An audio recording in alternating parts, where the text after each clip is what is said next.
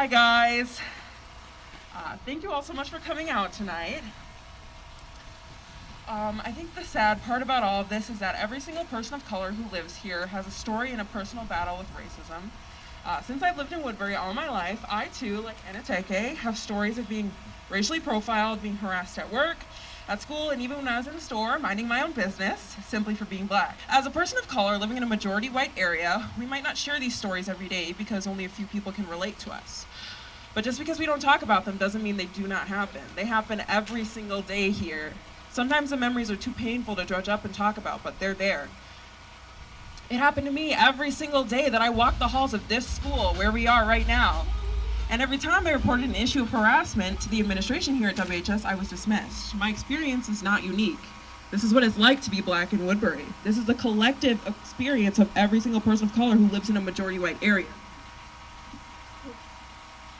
So today I wanted to talk a little bit more about how we can make this community better for people of color. I want every single white person who's here to listen to what I'm about to say next because it's important. You are the ones who have the most privilege, and you are the ones who have the power to make change in this community and make this community a better place for people of color, black people, and indigenous people. You are here right now because you feel it's important to show up for black people, and I love that, but I really need people to be more than just here. I need people to listen to their black friends, coworkers, students, family members, and even black people that you don't know. Listen to them because their experiences are valid. Be empathetic when you listen to them, and then use that empathy as passion to fight to make things better for them. Hold other white people accountable for their racist actions. Don't chalk it up as, oh, well, you know him, that's just how he is. No, that's not okay, because those things that he says and does are what contribute to the feeling that people of color are not welcome here. And guess what? I've lived in Woodbury for 18 years. I was born here at Woodwinds Hospital. I've lived here all my life, and the fact that I still feel like I'm not welcome here is very telling as to who does have the power to make change in this community. It's white people.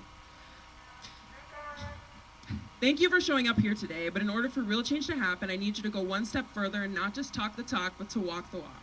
Citizens of Woodbury, I need you to advocate for people of color, and I need you to call out injustices when they happen. And if you don't know how to best advocate for black, indigenous, and other people of color, just ask. Parents of Woodbury, I need you to train your kids at home not to be racist so that they don't come to school and make life a living hell for Anateke, me, and many other citizens.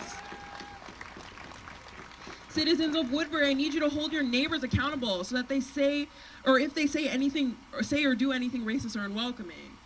When someone posts something racist on Facebook or another social media, for example, don't just keep scrolling along. Even with all the discourse surrounding racial injustice due to the murder of George Floyd, I believe that majority of citizens here are still turning a blind eye to racism.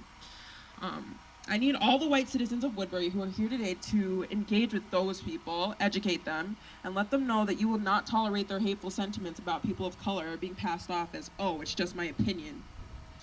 This is going to be an uphill battle for sure, but if these little things result in any positive change for this community for people of color, then that will be a telltale sign that we're winning the battle. And to District 833, I want to know what exactly it is that you think that you're doing to make sure that black people, indigenous people, and other people of color feel safe in your schools. Because I've been attending your school since second grade, and the overarching message I've gotten from you based on everything I've personally gone through and heard from others in the last 10 years is that racism, sexism, homophobia, and all other forms of disgusting behavior that have been exhibited by students are tolerated. Nothing more than a slap on the wrist has been given as punishment for those who attend and teach at these schools who have harassed, assaulted, and demeaned other students. This needs to stop. We need you to hire more teachers of color and also require teachers to undergo diversity and inclusion training. We need consequences for those students who harass and assault others, not just in-school suspension or a stern talking to. We need you to give them consequences that recognizes the severity of their actions and makes it crystal clear that this behavior is not okay. I was 8 years old the first time I remember experiencing racism in this school district, and for many children, they were even younger than that. So as we march today, think about all the children of color who walked up and down these roads on their way to school or if they got off the school bus here, and they knew that they were going to be in a place for 7 hours a day, 36 weeks of the year, where they didn't feel welcome. March for the children, for us, myself, and many others who knew that they were walking into a microcosm of racism, sexism, colorism, and homophobia that they couldn't get out of. March for the kids who knew that they were going to hear the N-word or another racial slur uttered countless times during passing time and have no one bat an eye to it. March for the kids who got made fun of for their dark skin. March for the kids who had other kids touch their hair without asking and comment how different it felt from theirs, making them feel like an other and not a human being.